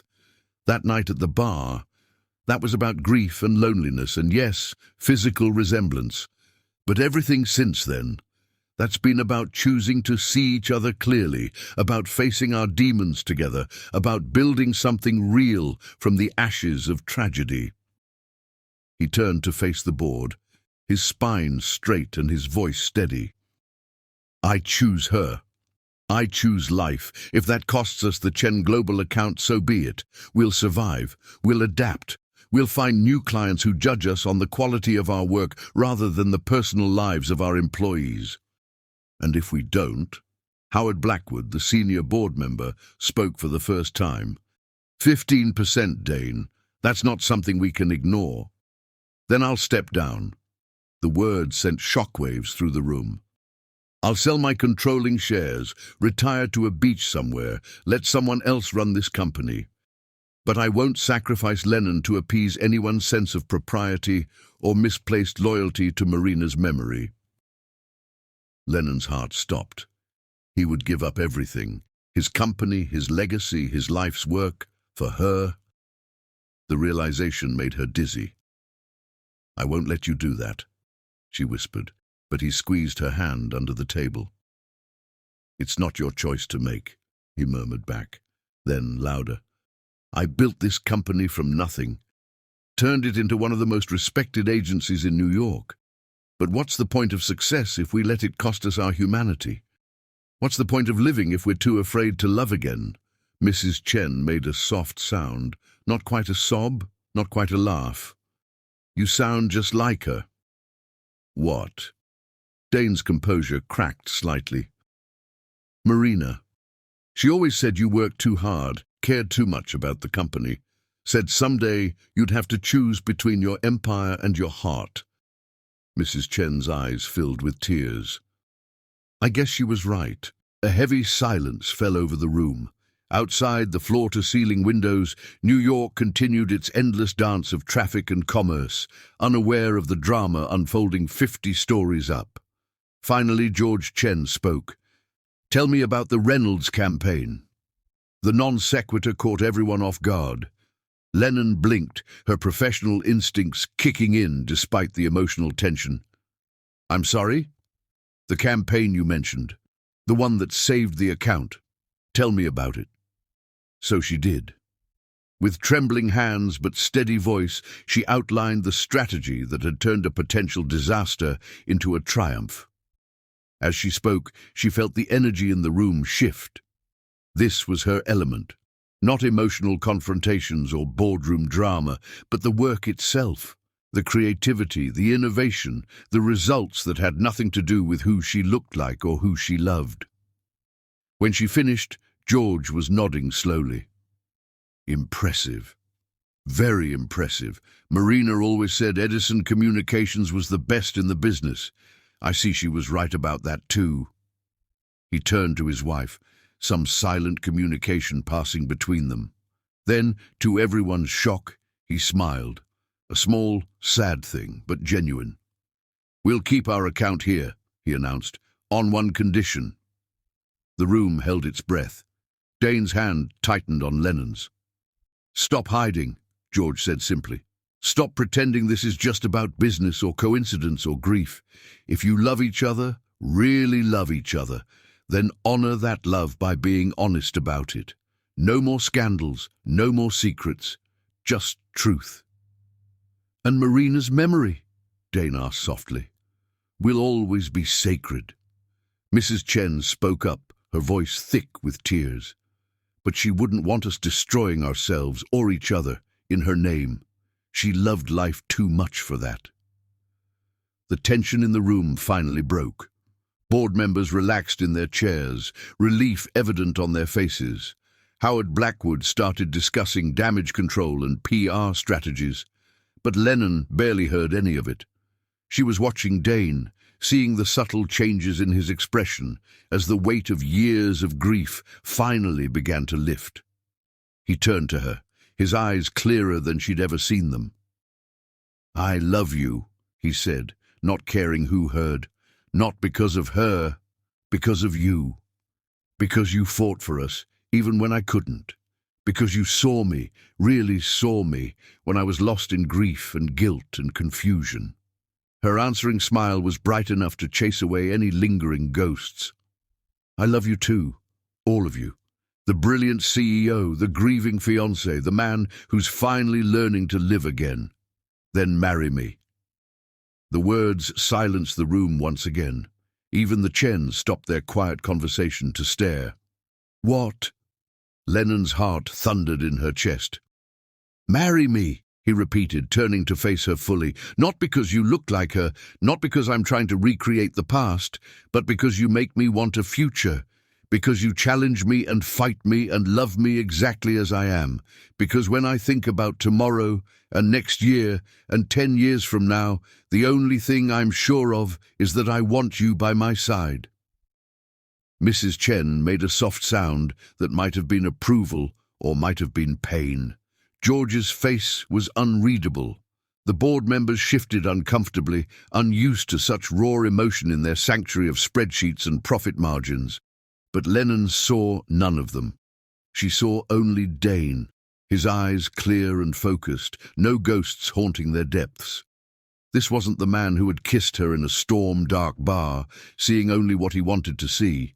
This wasn't the grieving CEO trying to recapture past happiness. This was just Dane, choosing her, choosing life, choosing love in all its messy, complicated glory. Yes, she whispered, then louder. Yes. The kiss they shared was neither desperate nor haunted. It was a beginning, a promise, a future unfolding before them like the city spread out below their windows. And if Marina watched from somewhere beyond, Lennon thought she might be smiling, not because her fiancé had found her replacement, but because he had finally found himself again. The war was over. Love, in all its imperfect glory, had won. Chapter 12. Ever After. The charity gala was their first public appearance as an engaged couple. The Edison Communications Annual Arts Foundation benefit had always been Marina's favorite event. She'd helped establish the foundation that provided art supplies and education to underprivileged children. Now, 6 months after that fateful board meeting, it became the stage for Dane and Lennon's official debut. Whispers followed them through the grand ballroom of the Plaza Hotel. Behind crystal champagne flutes and designer clutches, New York's elite traded theories and rumors. But this time, Lennon held her head high. Her emerald green gown, deliberately nothing like anything Marina had ever worn, sparkled under the chandeliers. The engagement ring on her finger caught the light with every gesture, its design modern and unique, chosen to represent their future rather than echo the past.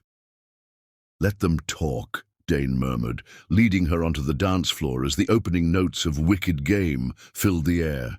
He'd specifically requested their song, turning what could have been a painful reminder into a celebration of their journey. "You look beautiful." She did, but not because she resembled anyone else. Her beauty came from confidence, from the fire in her eyes, from the way she carried herself like a woman who knew exactly who she was and whom she loved. The marketing director who had saved the Reynolds account was now one of New York's most sought-after advertising executives. Her success built on talent rather than coincidence. "I love you," he said for the first time in public, his voice carrying just enough for those nearest to hear. "The real you. Only you." She smiled through tears that threatened to fall. "Took you long enough." His answering laugh was free from the shadows that had haunted it for so long. "I'll spend the rest of my life making up for lost time." They danced, lost in their own world, despite the hundreds of watching eyes. Across the room, Marina's portrait hung alongside other foundation benefactors. But now it was just a picture. Beautiful, cherished, but no longer a ghost haunting their every moment. The Chens were there, watching from a quiet corner. Mrs. Chen dabbed at her eyes with an embroidered handkerchief as she watched them dance. Her husband's arm was steady around her shoulders, his own expression a complex mixture of grief and acceptance, and something that might have been hope. Lennon had visited Marina's grave with them last week. It had been her idea, a way to honor the woman who had unknowingly brought them together, while firmly establishing that she wasn't trying to take her place. She'd placed sunflowers, Marina's favorite, and spent a quiet moment thanking her predecessor for loving Dane enough to show him how to open his heart again. "Marry me," he whispered against her lips as the song drew to a close. She laughed softly. "You already asked. I already said yes." "I know." His eyes sparkled with mischief and joy, expressions that would have seemed foreign on his face a year ago. "But I like hearing you say it. Say it again." "Yes," she answered, her heart so full it felt like it might burst. 1,000 times yes. The room erupted in applause, not for their dance, but for the kiss they shared at its conclusion. A kiss that spoke of love and healing and second chances. A kiss that said, "This is real, and this is right, and this is exactly where we're meant to be." Sophie appeared at their side as they left the dance floor, wiping away tears of her own. "If anyone had told me a year ago that your drunken one-night stand would end like this." "Life has a funny way of working out," Lennon agreed, squeezing her friend's hand. "Thank you for being there through all of it." "Are you kidding? This is better than any romance novel. Speaking of which," she gestured to where a reporter from the New York Times was waiting patiently nearby. "They want your love story for the Sunday Style section." Dane's arm tightened around Lennon's waist. "What do you think? Ready to tell the world?" She considered for a moment. "Yes, the real story, all of it. The mistakes, the grief, the healing. Maybe someone else out there needs to hear that it's okay to live again, to love again, to be exactly who you are instead of who people expect you to be." His kiss was soft, reverent. Have I told you today how much I love you? Only about 12 times, but I'm keeping count, so don't let me stop you. The reporter's interview became the talk of New York society, not because of scandal or speculation, but because of its raw honesty. They spoke of that stormy night, of mistaken identity and grief-clouded judgment, of the long journey from confusion to clarity, from guilt to acceptance, from seeing ghosts to seeing each other. Outside the hotel, another storm raged, nature's way of bringing their story full circle. But this time, they faced it together. Dane held an umbrella over them as they waited for their car, protecting Lennon's elaborate updo from the rain. "Any regrets?" he asked softly. She pretended to think about it. "Well, I did have to buy all new protein bars when you reorganized my desk drawer." His laugh echoed off the plaza's marble facade. "I was trying to implement an efficient alphabetical system. Control freak. Organizational disaster." "Your organizational disaster," she reminded him. "Always," he promised, and sealed it with a kiss that tasted like champagne and happiness and forever. Later that night, in the penthouse that had become their home, Lennon stood at the window watching the storm. The wall that had once held Marina's shrine now displayed different photos. Lennon and Dane at the Reynolds account celebration, the two of them in Central Park, candid shots that captured real moments instead of posed perfection. Marina's photos had their own special album, preserved with love and respect, but no longer haunting their daily lives. "What are you thinking about?" Dane asked, coming up behind her and wrapping his arms around her waist. "How sometimes the wrong turn leads you exactly where you're meant to be." He turned her in his arms, studying her face in the storm-lit darkness. "No more wrong turns. No more mistakes. No more seeing anything but exactly who you are. The woman I love, the woman I choose, the woman I want to spend the rest of my life getting to know better every day. Even when I steal the covers. Even then. Even when I drink the last coffee without making more. Now that might be grounds for divorce." She swatted his arm, laughing. The sound echoed through their home filled with both their personalities, both their quirks, both their hearts. The storm outside began to ease, stars peeking through breaks in the clouds. Below them, the city that had witnessed their entire story sparkled like scattered diamonds. Somewhere out there was the summit, where everything had begun. Somewhere out there was Edison Communications, where they had fought and grown and learned to love despite all odds. And here, in this moment, was their future, built not on mistakes or grief or ghostly resemblances, but on choice, on truth, on the kind of love that comes after the storms, stronger for having weathered them together. "Dance with me?" he asked, holding out his hand. There was no music playing, but they didn't need any. They swayed together in the starlight, writing their own melody, their own story, their own happily ever after. Sometimes the greatest love stories start with a mistake. Sometimes the wrong turn leads you exactly where you're meant to be. And sometimes, if you're very lucky, you find someone who sees you exactly as you are and loves you not in spite of it, but because of it. The end.